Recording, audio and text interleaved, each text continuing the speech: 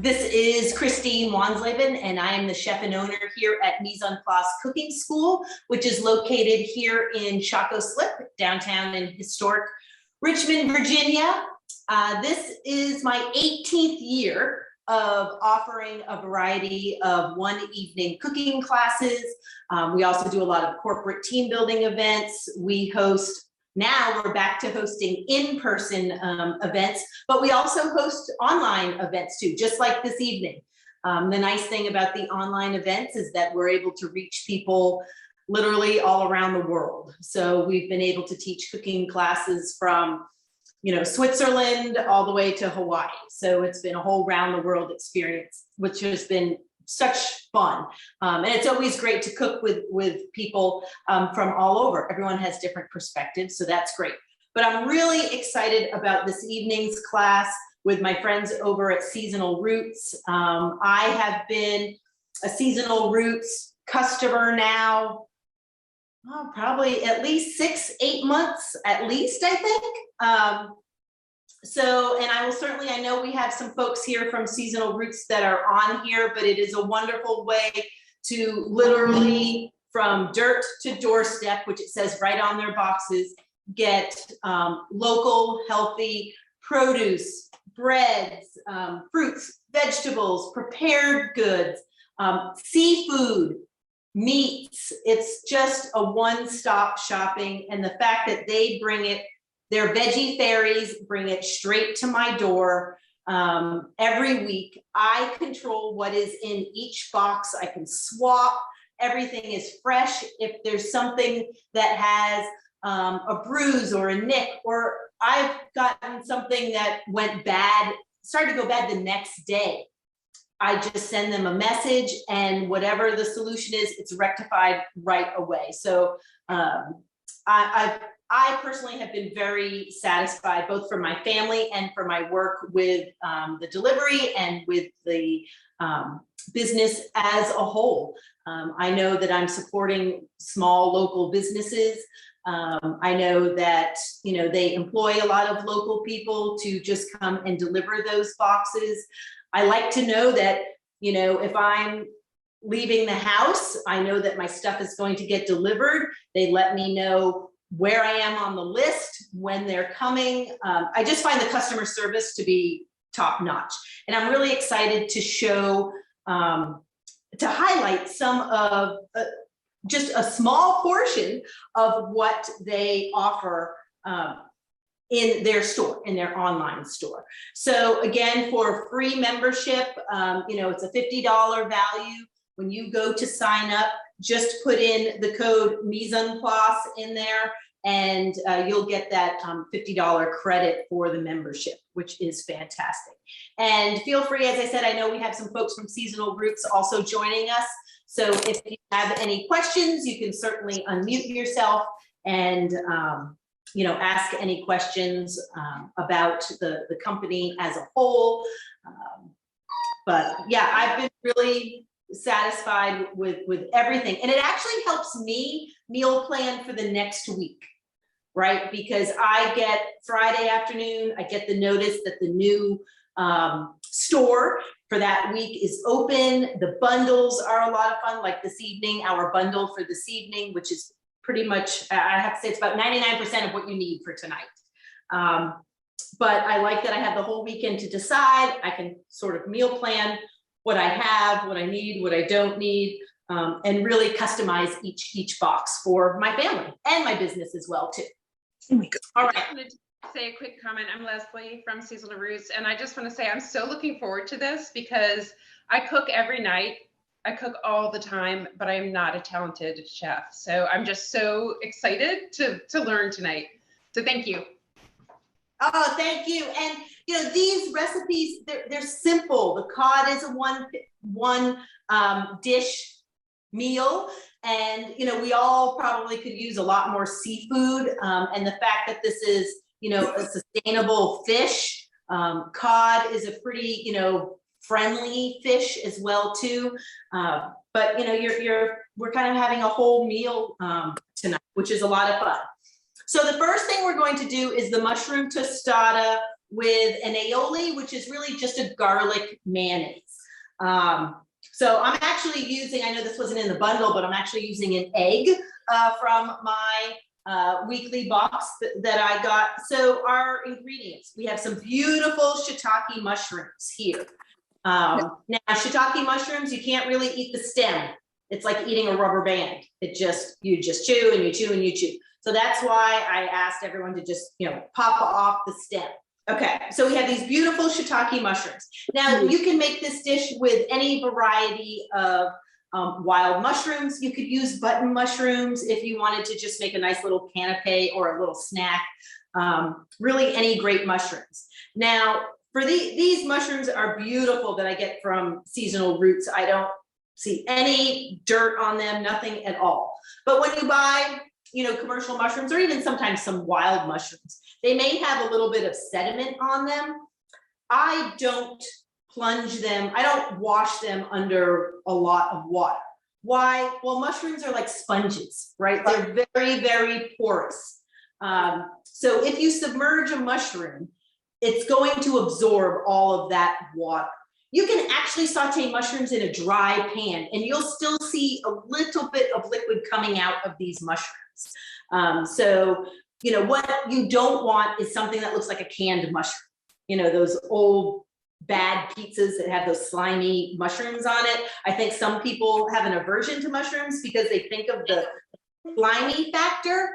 But, if you clean them right, I usually just use a damp paper towel and I'll wipe off the tops of my button mushrooms or my baby portobello mushrooms, and I'll just wipe off the top, or I'll just give them a quick kind of rinse, use the sprayer, just a quick rinse, and then let them dry on a paper towel. So that's what you want to do in order to clean. So that's what I do with my regular mushrooms. I'll just take a damp paper towel, wipe off the top, right? Now, I got these beautiful mushrooms in a nice little clamshell. It came all together. I'm using the clamshell as my dish. Ideally, once you get your mushrooms, whether it's from the grocery store, from Seasonal Roots, you'll want to take them out of the clamshell, and you can just get a damp paper towel, or even just a partially dry paper towel, and keep your mushrooms either in a paper bag, which is the best, because that will let the air flow through. So an open paper bag, just roll it down. You can get 50 paper bags for, I think, $1. Just keep it in there. Or if you have a zip top plastic bag, roll it down so it stays open, because once it's closed, it's going to start to form some condensation. And that's what you don't want. That's when your mushrooms will start to turn slimy. So that is absolutely what you do not want. So you want to just, keep your bag open. And if it's a container, that's fine too. Just keep it open. Ideally, the paper bag is the best. But if you just have a plastic container, I would even, with this clamshell, I would probably even keep it open and just line it with some paper towels, just so it gets some air circulation. Moisture is not a mushroom's friend. So just keep that in mind. And they should last, what keeps the mushrooms from drying out? That's where I would, you could even use a little bit of a damp paper towel, whether it's right on top of it. But they really shouldn't dry out if you use them within 4 to 5 days. They really shouldn't dry out. I know I definitely have left a paper bag of mushrooms out on the counter. That has dried out. I still use them. You can use them in a soup. You can rehydrate them a little bit. But yeah, I've fallen to that too. But ideally, if you can, use them as soon as you get them. If you're going to the store to buy them, or you're going to the farmer's market, make a plan to use them in the next couple of days, for sure. So for this, it's really just some sauteed mushrooms. I might add a little bit of some green onions, because in this week's box, I got the most beautiful bunch. I've already trimmed them up, but I got the most beautiful bunch of spring onions. I even put in a jar the spring onion tops, because they'll open up and you'll have some beautiful flowers at the end. But I might just add that in there for some extra flavor. But as I said, for the shiitakes, take out the stem, just gently sort of pull it out. Now you could save the stem for a stock if you're gonna do a mushroom stock or a vegetable stock, but even if you squeeze it, they are super tough and it's like eating a rubber band. And then these, you know, you'll just want the caps for the shiitakes and just slice these thin. Because this we're making sort of a mushroom toast with a garlic mayonnaise. That's what an aioli is. It's a garlic mayonnaise. So for this, you'll just need a little bit of sherry wine. If you don't have sherry, you could use a little bit of white wine. That's fine too. Some olive oil, salt, pepper, and I have my lovely sliced, lightly toasted, just lightly toasted bread from Flower Garden. So again, this was in the bundle. It's a nice big French loaf of bread from Flower Garden. Smells delicious. My toasts are big. You can do these with a little baguette and make little hors d'oeuvres with it as well too. This makes actually a pretty good lunch. Serve it with a salad and it's perfect. And then of course, this lovely Mountain View cheese. It has a really nice, sharp kind of tang to it. And this is from, let's see, Mountain View cheese. This was also in the bundle. And this is fresh from the field and it comes from Fairfield, Virginia. So it's an assortment of Jumpin' Jack, McClure, and Lofton cheese. It's just a really nice mixture. And for any of you who bought the bundles, certainly take a taste of the cheese. This would be wonderful on pasta. This would be really good in a grilled cheese. If you have any extra of the bread, that's a whole nother show on grilled cheeses, but this would be really good on grilled cheese. Anyway, it's gonna be delicious on this mushroom toast. So I've sliced up my mushrooms. I have my sherry here. I have my bread. So what I've done, I have my mise en place, right? I have all of my ingredients, chopped, prep, ready to go. And that's how we're going to work for each recipe. I have everything ready to go, ready to assemble so that I'm not sauteing one thing and then realizing, you know, I have to cut up more garlic or I have to cut up more mushrooms, or maybe I'm sauteing, you know, some onions and garlic and I haven't yet cut up my chicken, but my onions and garlic are starting to burn. You know, that's not what we want to happen. We want to make this a nice, smooth, you know, easy recipe. So I have my big saute pan, and if you'll notice, I have two cameras here. I think I have two cameras here. I have one that shows the saute pan and then myself. So if you see a mise en place too, that should be somewhere around here. Yep. So, you know, here's my saute pan. I'm just going to put this on medium heat, and make sure you have a cover for this because we are going to let it simmer a little bit while we make the garlic mayonnaise. A lot of my big saute pans down here do not have covers, but I have this like Captain America shield that I use for just about every cover that I need. It's an all-purpose. I have a gas cooktop here. I have it on about a 6 on here. And as I said, you know, mushrooms, you can saute those without any olive oil or butter, anything in there at all. But I'm going to go ahead and add my olive oil. It says 2 tablespoons. That's probably just enough to cover the bottom. This is about a 12-inch saute pan, but it's just enough to cover the bottom.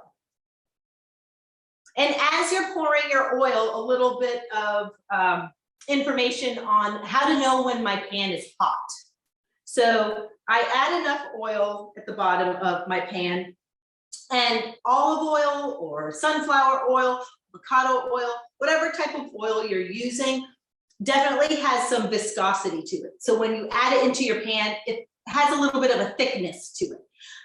What you want to do is you want to heat that oil to the point where the olive oil is like water. It's just moving around your pan, really, really fluid.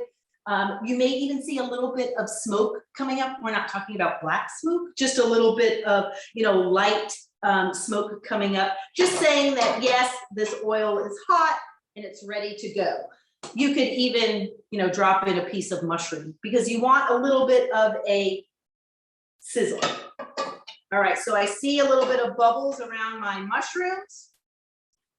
So I'm going to add my mushrooms. This is going to be really simple. Add your mushrooms, add a sprinkling of salt.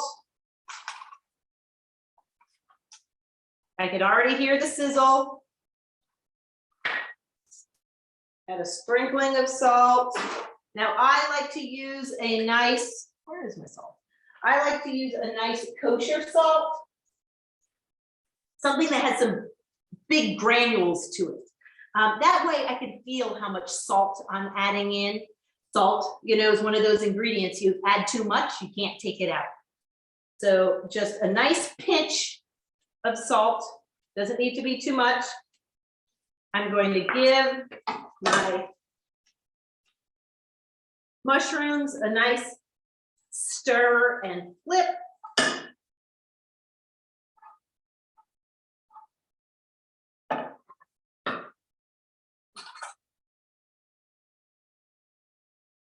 If you can, try and have your mushrooms in a single layer.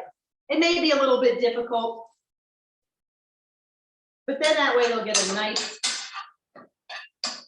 little bit crispy. I'm going to drizzle, one got away, there we go. I'm going to drizzle my sherry over that. So it's just the mushroom, salt, and sherry. There we go, the magic of the alcohol.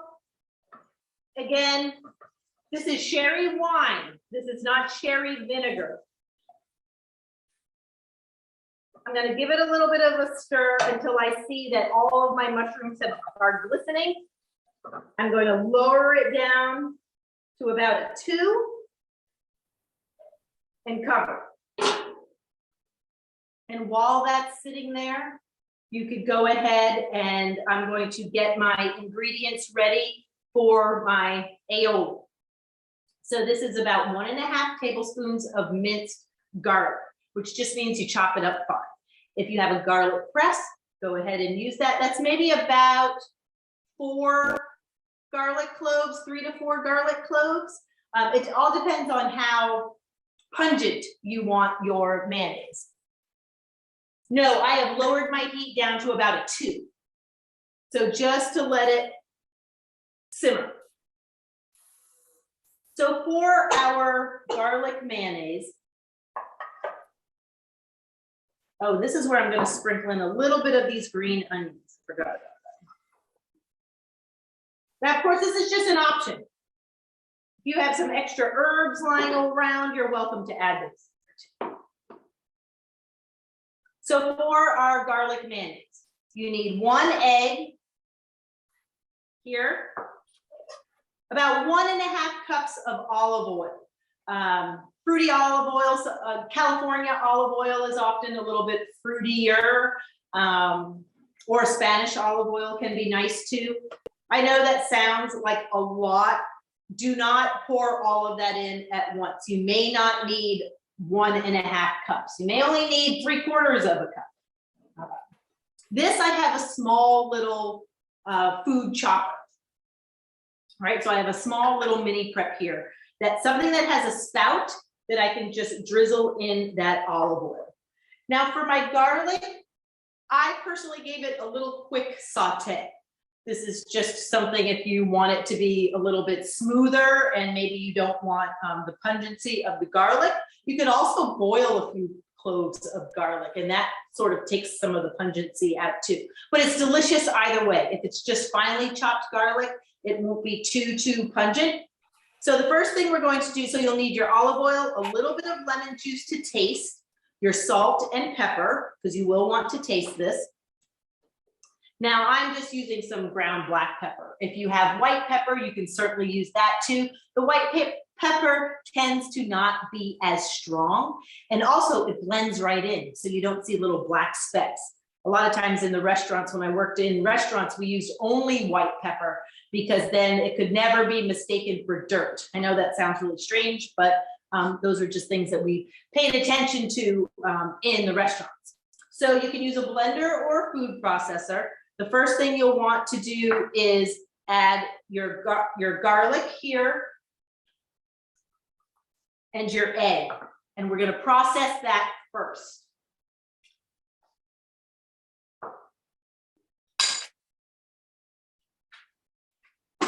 So first the garlic and the egg, then it'll be the lemon juice. Go. So your egg should look very, very pale yellow. So again, this is just the garlic and the egg right now. And I have this on puree, and it should be it'll probably be a little bit foamy, but you want it to be a nice pale yellow. And I'm just going to pulse that for probably about 10 more seconds, or puree that, sorry. Okay, so now I am going to mix about a half a cup of, of olive oil in with my lemon juice. And I'm going to turn on my motor, and I'm going to slowly pour this in. And I'll probably be adding a little bit more olive oil too. But right now, I have about half a cup of olive oil and my lemon juice together. And I'm going to turn on my food processor and slowly pour this in. Why? Because we want it to emulsify, right? We want this to all come together. We want the consistency of mayonnaise.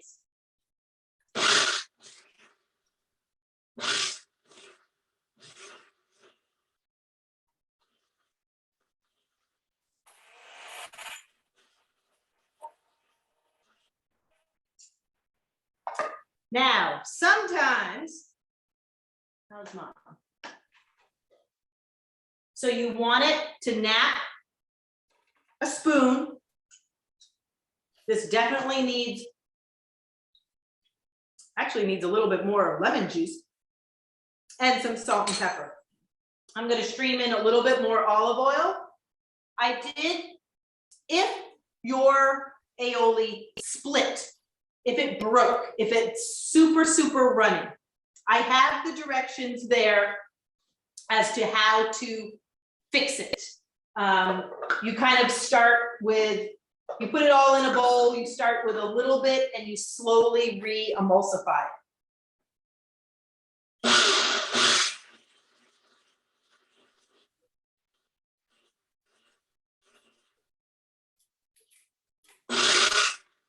This is really good in a chicken salad, on a roast beef sandwich. This definitely needs some salt, good amount of salt, and a good amount of pepper.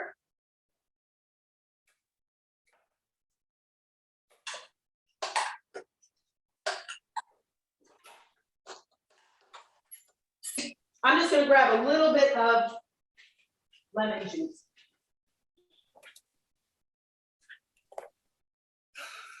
It's good, but it definitely needs that little bit of acidity. And you can certainly take a look at your mushrooms.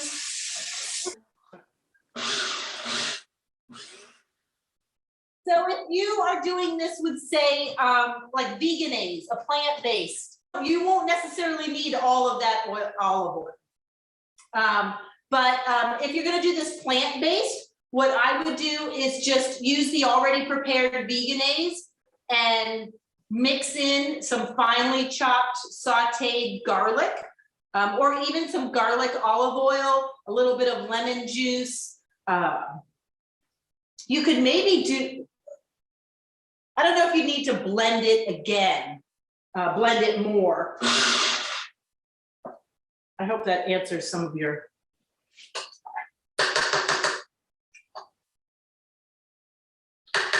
Yeah, a little bit more lemon juice does the trick. It definitely has a kick, but it is good. So I'm going to,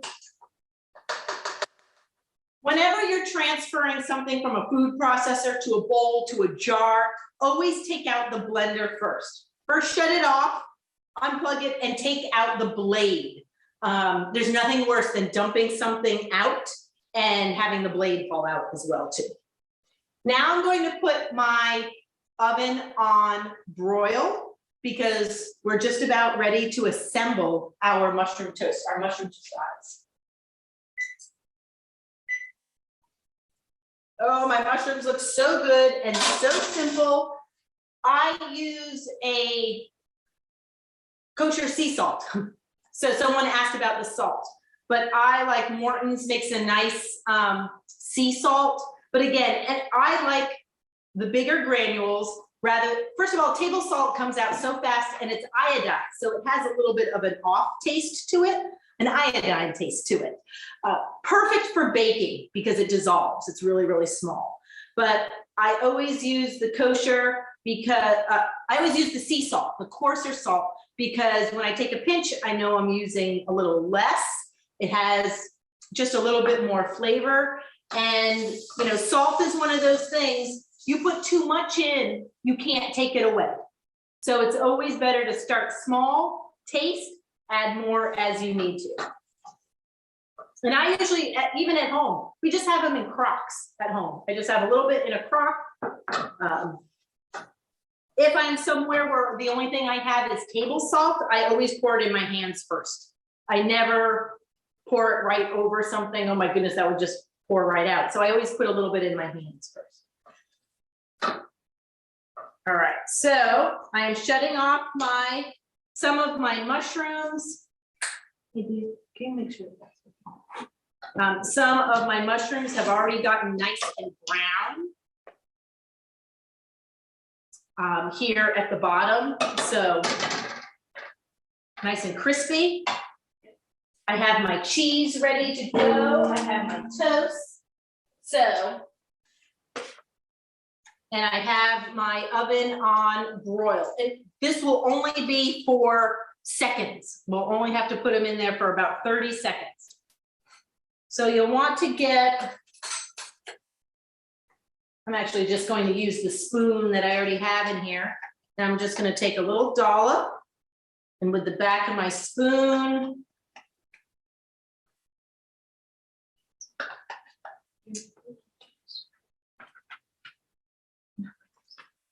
I'm going to spread a nice spoonful of the aioli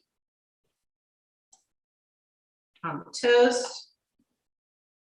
Now again, store this in a container, keep it in your refrigerator, the aioli. It's delicious as a condiment, it's delicious on sandwiches. As I said, you can make, you know, it's a salad dressing.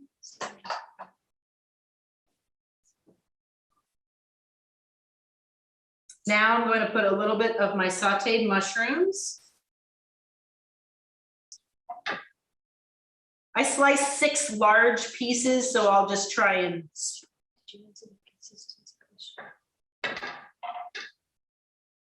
Oh, the consistency of your aioli should be just like a mayonnaise. Well, a little bit thinner than a mayonnaise.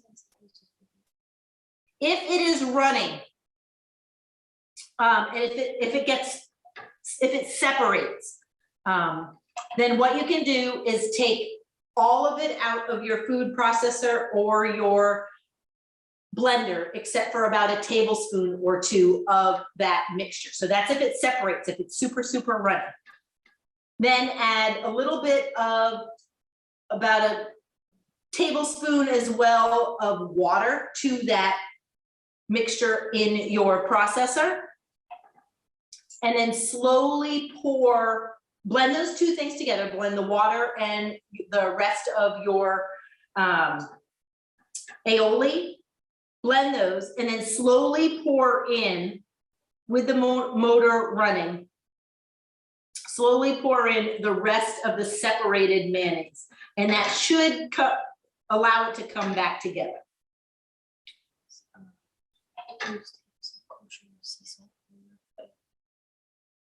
I didn't, for the aioli, I did not measure. It says a half a teaspoon of salt. Yes, a half a teaspoon of the kosher salt, but I taste it, see if it needs salt, see if it needs a little bit more salt. I ended up tasting mine and saying, yes, oh my goodness, mine needed a little bit more salt. Mine also needed a little bit more lemon juice. So you taste it to where you like it. Oh, for the broil, I put mine on broil low. If you have the optional settings of broil high or broil low. So now that I have my mushrooms, I'm going to try and evenly distribute that. I'm going to take this wonderful cheese. I'm going to put, this is almost like an open-faced grilled cheese. I'm just going to put a nice mound of cheese on top of here. This would be great with a nice salad. Seasonal Roots has amazing selection of greens. All right, here it goes. So about 30 seconds, you want it bubbling and a little bit brown on the top. So let's see. Now, again, you can go ahead and store that aioli in a container. A ball jar is probably the best. I have all sorts of things stored in ball jars or mason jars, or even just a plastic container where you keep all of your other condiments, your mayonnaise, your mustards, things like that. You can even add a little bit of mustard in this too if you wanted to. But if yours did break, I do have in the recipe, I do have the instructions on how to bring it back together. If the second time it doesn't work, you may just want to go old school and use a bowl and a whisk and slowly bring that back together. Yeah, since I'm on broil low, mine are still, let's try high. So after a minute, they were still not bubbling enough. So in the meantime, we're going to move on to the, well, I'll give everyone a few minutes to finish up with their mushroom toast. The next thing we're going to do is the herb crusted cod, which if you have one oven, we'll need that same oven to bring it down to 425. But we do want to prep those tomatoes and get those in the oven. This is the step that is missing in the recipe. So once you place the tomatoes, and I'm just reading from the recipe here, in the baking dish with the garlic and the shallot, which I'll cut together. I'll show you how to cut a shallot, the wine and the stock, and you mix them all in. We need to put them in that 425-degree oven for about 10 minutes or so, just to get those mushrooms, those tomatoes, those beautiful cherry tomatoes that I got from Sweet Babies. Great tomatoes. So the little Sweet Babies. But we'll want them to get a little bit juicy and start to pop. So if you haven't already, you can start slicing those tomatoes. Make sure that your cod is also portioned out. You can actually do this with that whole piece of cod if you want to, if you're serving, a large amount of people. But I portioned mine out. All right, let's see. Oh, now it's done. Perfect. The nose knows. Believe me, the nose knows. So my bread here, I'll put it here.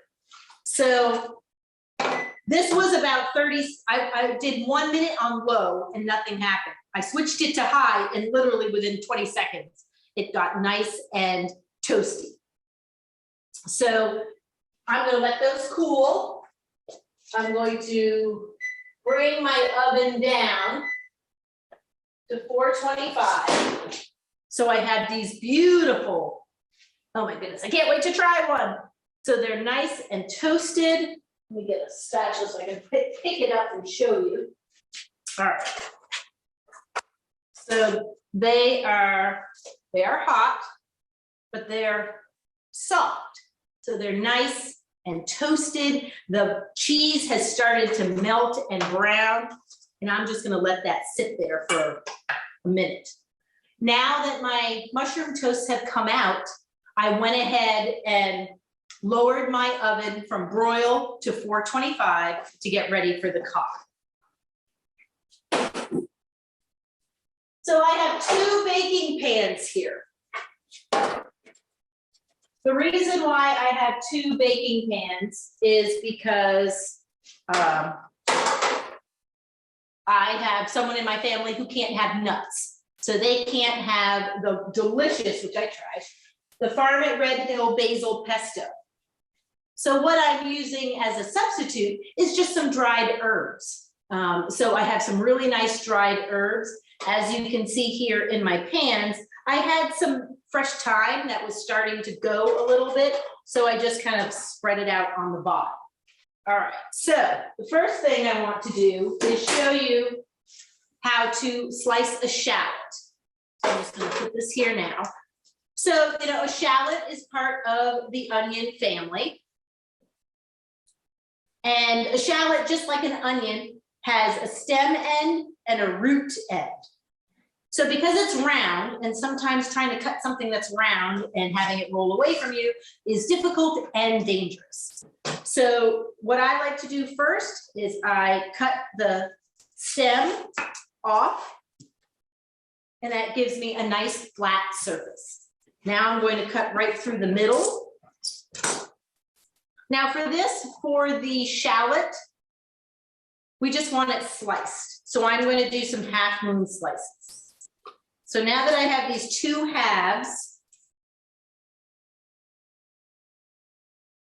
it makes it a lot easier to peel off this papery outside. So I have these 2 halves. I'm going to curl my hand in a claw and tuck my thumb under where it's actually holding on to the root. This way you will not cut off the tips of your fingers, which is not pleasant. It hurts a lot, it bleeds a lot, and we don't need any extra protein in our fish dish tonight. So curl your fingers, tuck your thumb, especially your thumb under, and use those front digits just as a guide to kind of push your knife along to make these nice, I'd say maybe like 1/4 inch half moon slices. So I am just starting at the thicker end and moving my way down towards the root. Now, when it gets to a point where it's really kind of uncomfortable to hold on to, or you feel like you're slipping, I just turn it over and make some cuts, some random cuts around the root end. And this I'm just going to add in. So in a bowl, you can have all of your tomatoes halved, you can have your chopped garlic, and then you can have your sliced shallot, and that can all go into one big bowl. And again, I hold my knife where my fingers are actually on the blade, but I have a nice good grip on my knife. The tip never leaves the cutting board. And you want to make sure that you have a sharp knife and a knife that's comfortable in your hand. Knives can be very personal. So you want to make sure that it's something that you're comfortable with. All right, so I'm going to toss. You know, your hands are your best tools as long as they're clean. And we all know we've been washing and sanitizing our hands like crazy. So I just give that a nice mix. I am going to divide this up into my 2 dishes. Now, again, I'm making 2 because I have one who cannot have the pesto. There we go. Now I also have measured out here, I have my wine and my vegetable stock. So here I have some vegetable stock, not fish stock, which fish stock you can usually find. If you can't find it at Whole Foods, definitely go to your local fish market. They'll have fish stock, but of course vegetable stock works just as well too. And pour that right over. I mixed mine all together since they're all going in the pan together. And then we can go ahead and put that in the oven just for about 10 minutes while we prepare our fish.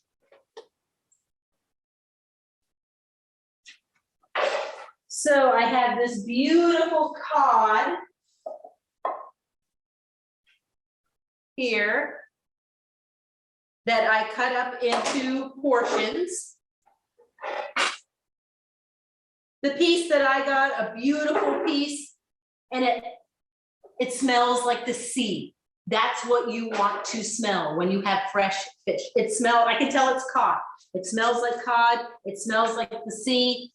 I just came back from a trip to Ireland where we had wonderful, wonderful fish and seafood. We were all along the coast, and they use a lot of haddock and pollock there. Some cod, but mostly haddock and pollock. And of course salmon, but this smells wonderful. So we're just gonna make a nice, simple panko crust coating for these here. So for this, you'll just want some, you have your cod, some panko breadcrumbs, which are Japanese breadcrumbs. They're flat, they're crispy. You can find these where the regular breadcrumbs are in the grocery store. So they're just a lot lighter than the really finely ground breadcrumbs. Now, if you only have regular breadcrumbs, those will work too. And as I said, since I have someone who can't have the pesto, I just put some dried herbs in with my panko. So we'll separate these. And for my daughter, for her mixture, I'm just going to add a little bit of olive oil. This is the one without the pesto. This way I have a little bit of moisture in there. I'm just gonna put a nice coating. And make sure you have some butter out, because we will add a little pat of butter on there too. Now, if you're doing this, you can also use a plant-based butter for this too. Okay, now I'll make the one with the pesto. So again, it's just panko and pesto. Because this pesto here has so much flavor, the ingredients, you know, there's nothing in here that I can't pronounce. Basil, olive oil, garlic, rice wine vinegar, lemon juice. So it does have a nice little zing to it. Walnuts, pine nuts, a little bit of Parmesan cheese, salt, and pepper. And that's it. Where is the tomato shallot mixture in the oven? Mine is in the center of the oven. Is that the question? No, where I just wanted to know if it was in the oven. Sorry, I can't type with garlic fingers. Thank you. For about 10 minutes or so, or just while we're making the fish. So that was the part, and again, I apologize. That was the part that was kind of eliminated from the recipe. So it's right in between where it says place the tomatoes, drizzle with olive oil, season well, mix thoroughly. And then it says remove the dish from the oven. So I never told you to put the dish in the oven. So yes, go ahead and put that dish. It shows. Chef, this is Chef AJ in Lynchburg. How are you? Hey, how are you? Welcome. I miss you. We were so excited for this. I did a spinach pesto homemade. Nice. With walnuts, olive oil, garlic, salt and pepper.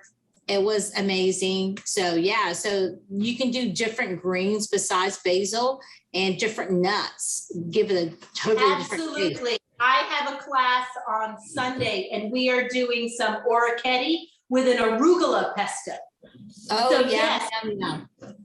So you're right, spinach, and you don't have to add nuts, right? If there's someone who can't have nuts, you don't have to add nuts, but you know, it's that little bit of lemon juice, it's the nice fresh greens. Spinach is a great, you know, alternative to basil. Yeah, baby spinach and walnuts, it's like a happy marriage. Absolutely. And even if you toast the walnuts just a little bit to release those natural oils, oh my goodness, that's the best. Thank you for your tips, Chef. You're welcome. And anyone should add that to their daily diet. It's always a yum, yum, yum to any recipe. I know. You could have a delicious spinach salad with that mushroom toast, right? Yes, absolutely. Thank you. Oh, thank you. All right, so I've added some of this pesto. That is what is so nice about these bundles and about the virtual class. Well, the bundles are great because, again, I have probably about 99% of all the ingredients here for this evening's meal. And then, of course, you can add in salads. But that is another great thing about these virtual classes. And please, for any others that are joining us tonight, feel free to share how you use these ingredients, maybe in a different way. That is the great thing about food and connecting with everybody with food, is that everyone has a story. Everybody has some type of experience with food. I don't have one of those stories where I was, cooking by my grandmother and learning how to, make a dish that's been in our family, forever. This was just a passion, and I completely changed my career at age 30 to go into food. So it's really about sharing and community, and supporting your local farmers and growers and producers and artisans. So that's the nice thing about, I find that seasonal roots is very personal. I know my veggie fairy's name. I know when they're coming to their house. And seriously, they're like the mailmen. They come rain, shine, sleet, any of it. Oh, I don't know how you could get do you guys sell the t-shirts on? I'm super excited. I love my t-shirt, but I don't know if are they available for sale? You should. I don't know. I'm here, I'm sitting down and I'm enjoying the mushroom toast. So sorry, I couldn't answer. I had a mouthful. And by the way, I am a fabulous chef. This is so good. Yay! And I'm not, so that's the irony. But anyway. But it's all about confidence, right? A lot of it, this is just like, oh my goodness, I just sauteed mushrooms. Okay, so that's one step that can create so many different things, even if it's tossing it into pasta. I'm seriously so excited. It's so good. But regarding the t-shirts, we, from time to time, we offer them up to members. We haven't kind of made them like broadly available.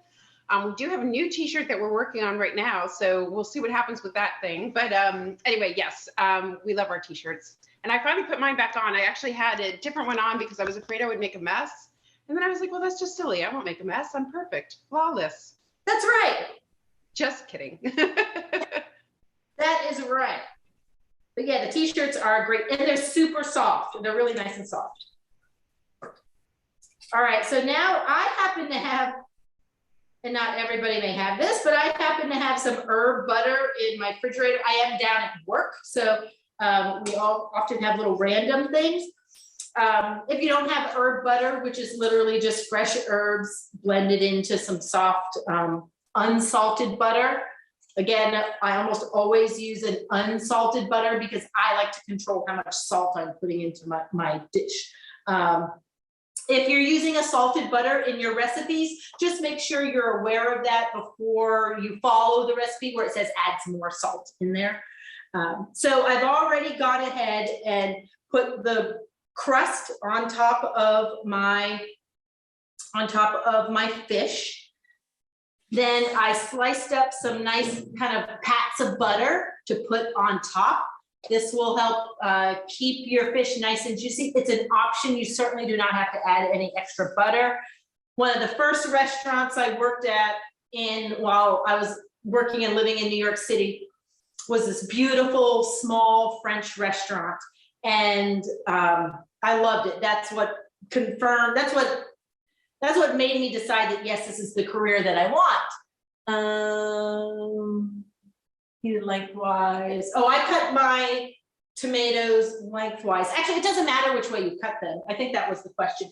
But anyway, we would make, you know, amazing steaks with bone marrow, and you know, there certainly was no shortage of lengthwise, but it doesn't matter if you do it. Yeah, someone just asked, how did I cut my tomatoes? I cut them lengthwise, but if you want to do the diagonal, sometimes when you get the grape tomatoes, say the mixed colors, those are kind of more of a diagonal. But we would use a lot of duck fat, and we said we were going to put on a baseball hat that fat equals flavor, because in some cases it does. So I am now going to pull out the tomatoes here, which have gotten nice and roasty. Not a lot of color, which is fine. That's not really what I'm looking for. I just want them to get nice and soft, which they have, and they smell really, really good. So now I am going to take my cod and I'm going to nestle it in with my tomatoes.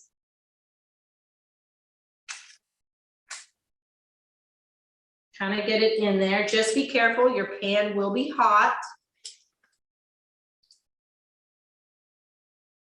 And again, this is a pretty quick dish. Fish cooks pretty quickly. A good rule of thumb when you are cooking fish,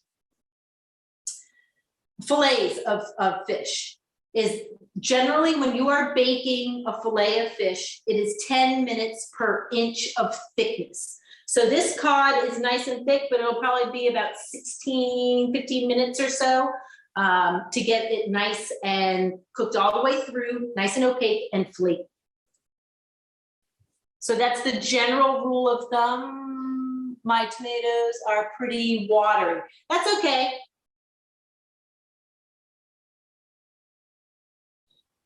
All right, now I'm going to put my butter on top.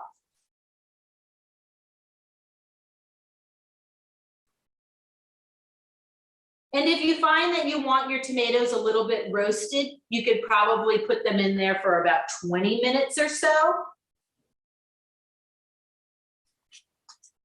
And that is one thing that you could do ahead of time, is you could always roast those tomatoes and the garlic and the shallots ahead of time.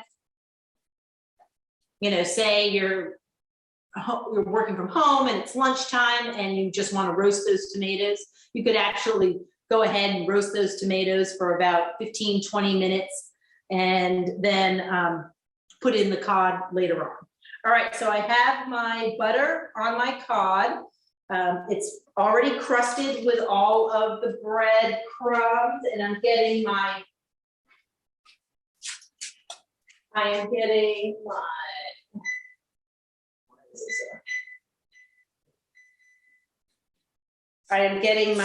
foil, and I'm going to wrap my pan with some foil. That will help give it a nice little steam. Again, just be careful because your pan is probably hot.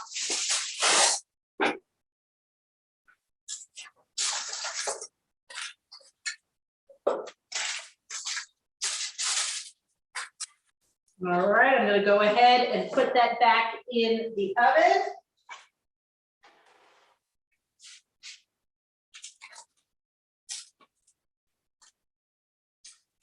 So what we did for that, just as a recap, we added our tomatoes, our chopped garlic, and our sliced shallots together in a bowl. Toss that together, put it in our baking dish, added our half a cup of stock, half a cup of wine, white wine in there, and poured that over. put that in a 425-degree oven for about 15 minutes or so to let those tomatoes start to caramelize a little bit and break down a little bit. You're welcome to take a look at it, and if it wasn't fully at, if they weren't really soft, you can keep them in there certainly for a little bit longer. Then I'm going to, all right, I'm going to talk and look at the chat. Oh, an alternative for white wine. I would use the stock, and then instead of white wine, you can just add maybe a tablespoon of lemon juice. It's just for flavor. So it's cooked out in the cooking, but I would just add about a tablespoon of lemon juice. Do not add half a cup of lemon juice. That would be a pretty pungent liquid there, flavoring there. But just use your half a cup of stock, or your desired amount of stock, and then a little bit of lemon juice, and that will give you that acidity that the white wine is getting for that. And now I just have them in the oven. For some reason, my oven went off, but so you'll want to keep that in the oven for about 15 to about 16 to 18 minutes. All right, does anyone have any questions about our mushroom tostada or our herb crusted cod before we go ahead and talk about the best part, well, one of the best parts, the dessert. So we have our tostada, which I have here. I'll put that there. I have my cod baking in the oven. I'll have to put away this lovely, delicious aioli. So for tonight's dessert, which this you could actually put in the refrigerator and keep it in the refrigerator while you are, until you're done dinner, is what I'm trying to say.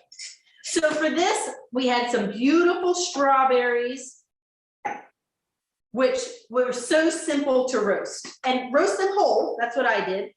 So I have these amazing strawberries here, and the syrup is the best part. So I took my strawberries, rinsed them, and then dried them out, cut off the tops, just the stems. I just cut off the stems.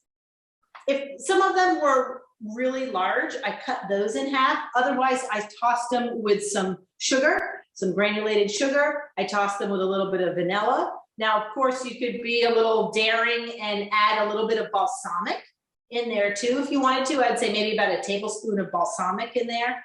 I laid them out on a sheet tray with some parchment paper and roasted them in the oven for about a half an hour until they got really nice and caramelized and juicy. It smells like strawberry jam. It smells like the best jam you've ever had, ever. Then we have the Ars Southern Honey, the wildflower honey. Ames Southern Honey is Ars Southern Honey. He is a very wonderful man, a really, really nice guy, and his line of honeys are delicious. His hot honey, if you go to the store, if you go to even KFC and you get fried chicken, drizzle some of his hot honey and you get that little taste of like the Nashville fried chicken. A little bit of his hot honey, or if you're not feeling well, a little bit of hot honey in hot water with some lemon juice, if you have a sore throat. But this Southern honey is just delicious. And then we have this really nice Mountain View Farm, same place that we got the cheese from, I believe, their strawberry yogurt. And this is a really nice yogurt. It's nice and soft. I guess that's a strange description for a yogurt, but this is their strawberry yogurt. So what I'm going to do for this is I'm going to make a parfait. So I'm going to stir up this yogurt, because again, it's a strawberry yogurt. Let's see. It's really nice because it's not really sweet. It has that nice tang with all those good probiotics in there, all those natural cultures in there. All right, so when you're having dessert, even if it's just some roasted strawberries with yogurt, make it look nice, right? You know, why not? It's something special. We eat with our eyes. So first I'm gonna make this a parfait. I'm going to add my Hey, chef. yogurt. Yes. One thing, because I'm doing keto, because I'm Okay. honestly fat according to my doctors. So I'm doing the heavy whipping cream with an alternative sugar, and then also a pinch of vanilla, and then it makes a really great whipping cream. And so I'm doing that instead of the yogurt, which is really great with the roasted strawberries with the alternative sugar. Nice. I think you need to do right. a keto night. I think that's your new thing. You need to do a keto night. Exactly. Well, and that's a good idea. I've had to do a couple of classes with some of the alternative sugar, and that was a great learning experience for me because I'm always kind of leery of some of these alternative sugars because a lot of times you just don't know how they bake, how they melt, how they do any of that stuff. So it's good to hear from another professional that it works just as well. I agree with you. And if you use Swerve, I don't make any money from Swerve, but if you use Swerve, I've been using them for over 8 years. You can get it in Big Lots, you can get it in Amazon, you can get it anywhere. In Walmart, it is point on, and you will never know it's not real sugar. And they have granular, confectionate, and a brown. And we did our daughter's wedding in that because we had people with so many dietary needs. Oh, I'm sure. It was point on. I'm telling you, it was point on. Well, good to know, and thank you for sharing that. So yes, even if you are using alternatives or if you're following a specific diet, you know, these desserts can be just as delicious. Can you type the sugar substitutes into, monk fruit sugar? It does cook a little differently. Yeah, so we were talking about the Swerve. If you want really granular to granular, you want Swerve. The other ones have different tastes in the afters. Yeah. There we go. And I don't make any money from Swerve. I'm just saying it is the best because I am picky. I have 100 allergens, and I am just telling you from, 100% to 100%, it is definitely the best granular sugar I've ever used. So for this, especially if you are using a sugar alternative, as well as doing, some lightly sweetened whipped cream, you probably wouldn't need the extra honey. For this recipe, because the yogurt, the strawberries are so good. The strawberries are good on their own. So you can always just slice strawberries, the yogurt, and then just a little drizzle of honey. And this is their wildflower honey, which is really nice too. And then you could just keep that in the refrigerator until you're done with dinner. This could also make a really nice parfait or a trifle, something if you were serving a lot of people. But, that's just so pretty. And you can keep layering it if you want to, but that's perfect for, a couple of portions. But this yogurt, it is so good and not really heavy. And I like that it's a little creamier too. All right, well, I don't know, it's probably wiping down the oven. And my oven went off, so my cod is going to take a little bit longer than expected. But I have my dessert and I have my mushroom toast. So I'm so far behind, but I know you said that the recipe was missing a part. It's the part of the tomatoes, right? Yes, so, no, you're fine, and that was I didn't realize it myself till I was prepping. So first you'll want to get all the ingredients for your tomato base, right? So you'll have your. No, I'm just like, how long do I put it in there for? So put it in there for about 15, 20 minutes until you see that some of the tomatoes are starting to break down. Then take it out, go ahead, add your cod, put a little, add your breadcrumbed cod, put a little bit of butter on top, a little pat of butter, just to kind of help keep it nice and moist and flavorful. Cover it tight with aluminum foil, put it back in the oven for about 16, 18, 20 minutes or so, depending on the thickness of your cod. And of course, this dish you could do with haddock, you could do with grouper. I don't know if I'd really do it with salmon, but you certainly can. Why not? All right, so I have my toast. Now, does anyone have any questions as we're kind of wrapping up? Don't forget, and you're welcome to share this, you know, if you know people that you think would really love this, you know, the Seasonal Roots membership. It's nice if you're going on vacation, you can skip a week, so you don't have to worry, you know, about anything being delivered to your house if you're not there. You know, I knew I was going to be away on vacation, so I purposely skipped a week, and then I made sure that I got a little bit more when I came back because I knew I probably didn't have anything in my refrigerator. All right. I have a quick question about the fish. Yes. Should we leave it covered the whole time? Leave it covered the whole time that it's in the oven. Okay. Okay. Got it. So yeah, so about 20 minutes or so. And then once you can remove, once your fish is cooked, you can take out off the foil, add a little bit of lemon juice if you want, and then just throw it back in the oven for a couple of minutes if you wanted to, or you can eat it right away. Okay, thank you. So yeah, you got it. Let's try these mushroom toast. Oh, it's so good. The fish is on $4.25. That cheese goes so nicely with these mushrooms. I completely agree. I cannot wait to make like a really good grilled cheese with this cheese. I think people are asking about the temperature for the oven for the fish. It should be on 425. Oh, temperature of the fish. Cooked.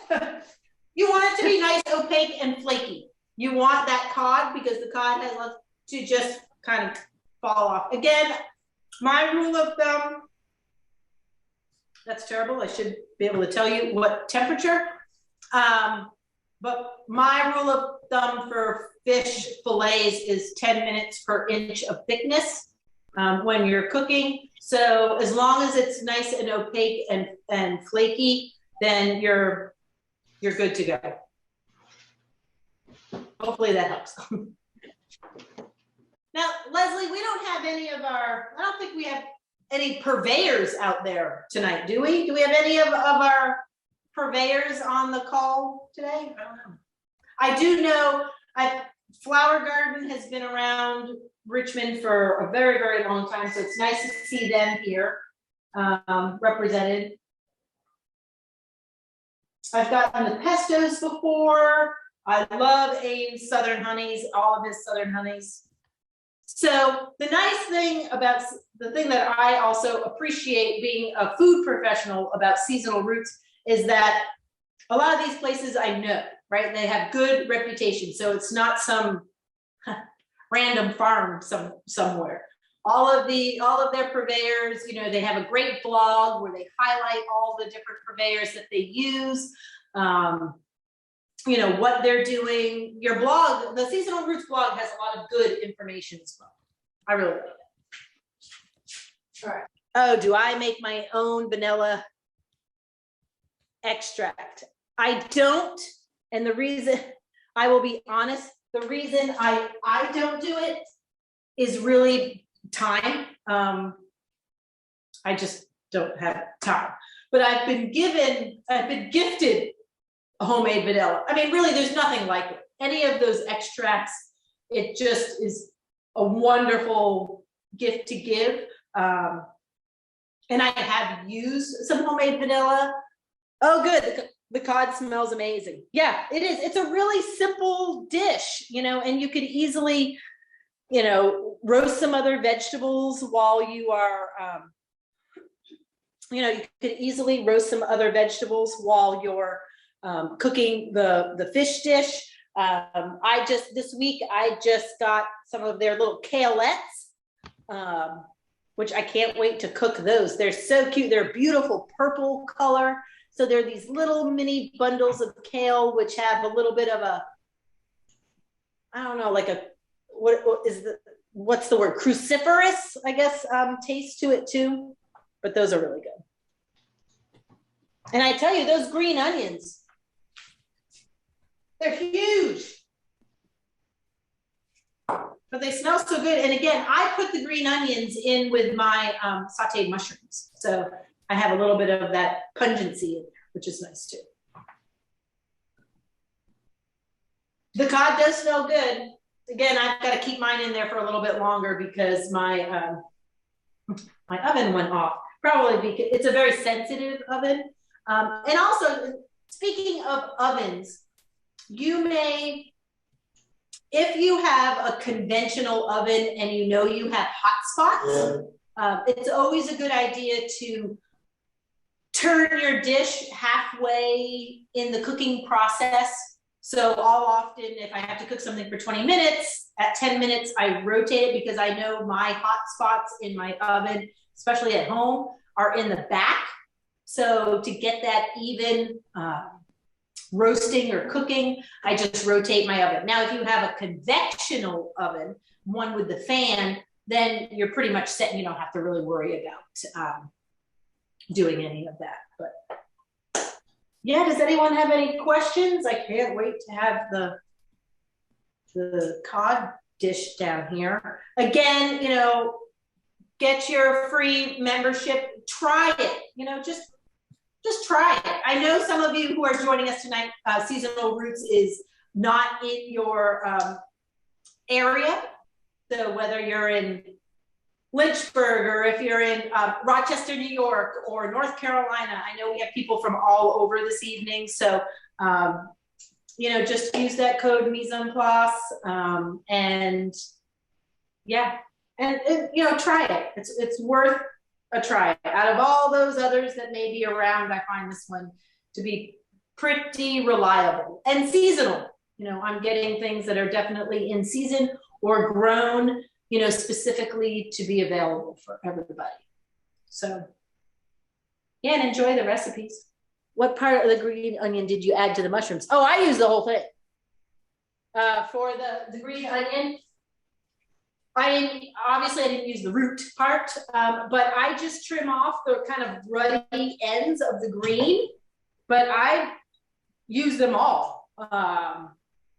I think they all have, because especially these green onions, they're very thick.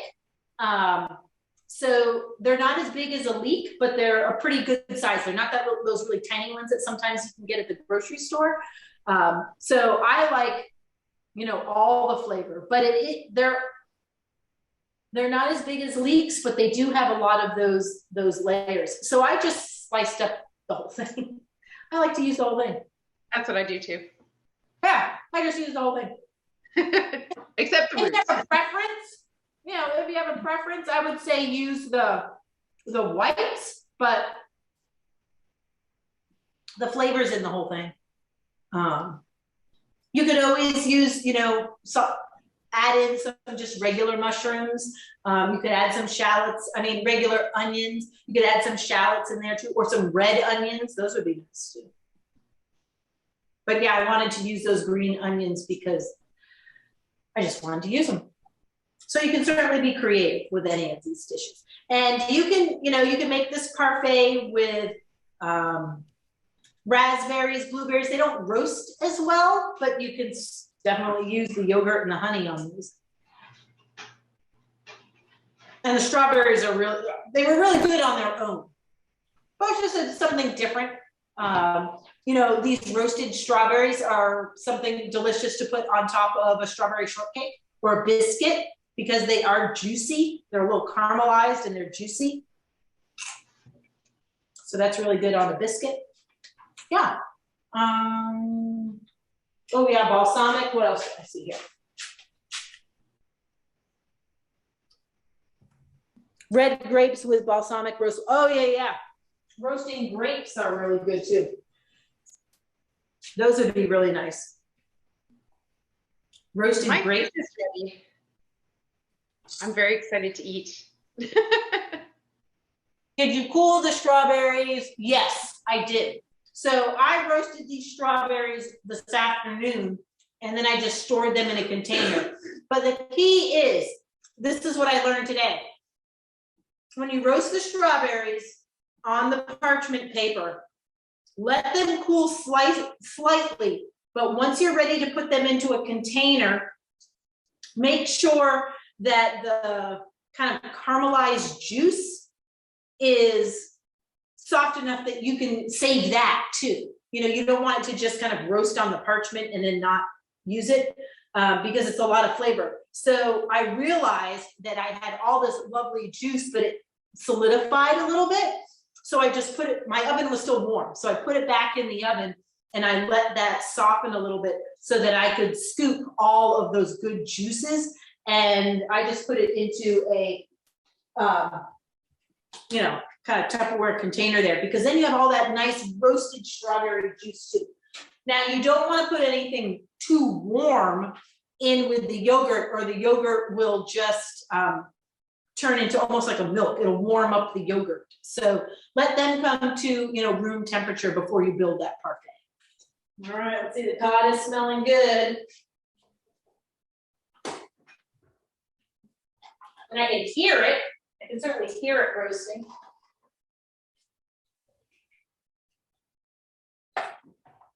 Oh, I think it's done.